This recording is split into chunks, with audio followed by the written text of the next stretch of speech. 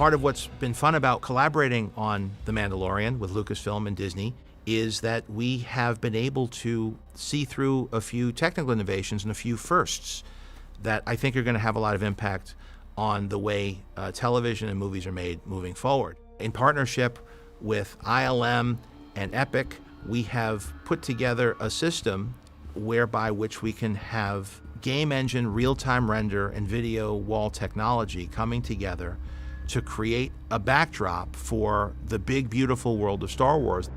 The volume is 21 feet tall, it's 75 feet in diameter, run by 7 machines, pumping the visuals onto the screen that's being created in pre-production and can be on the screen within 24 hours of being finaled.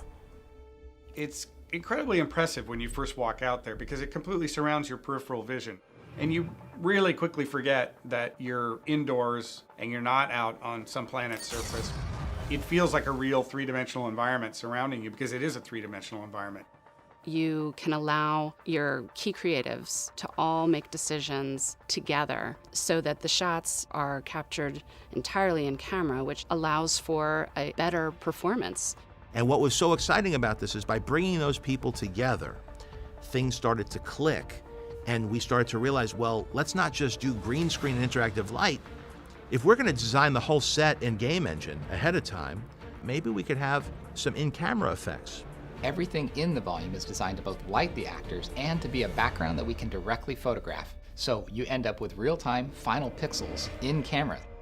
If you look at visual effects heavy films, you've got a film set and then it's going to go to post and it's going to get the world put in. Here we're considering all of that at the same time, and how do we create a background and foreground that live together on the volume harmoniously. When we started to play with the idea of using Unreal Engine for virtual production, that's one of the things that Richard and John started to embrace, is that you've got this very dynamic world where you can have randomization of things and find the happy accident that gives you the perfect shot. Being able to see the actors point at things and see what they're looking at was pretty transformative. It gave everybody context, with the added benefit that if you want to move a mountain from there to there, you can do it instantly. You could switch between the Iceland location to the desert location, all within the same day of shooting. The ability to shoot a 10-hour dawn is extraordinary. To shoot any sequence where you say, oh, this world's not quite right, let's just move it a little bit. An extraordinary number of benefits and advantages for shooting in that environment. It's mind-blowing what that tool is. What you see is really what you get. And that's something that really means a lot to filmmakers, especially those who have worked with a more traditional approach in the past. Shots of character in a vehicle traveling through a complex environment is always very difficult to do believably on stage. LED screens are a wonderful solution to that problem, because what you're doing is you're taking this technique of image-based lighting that we've been using in computer graphics for years, and use it to light a subject.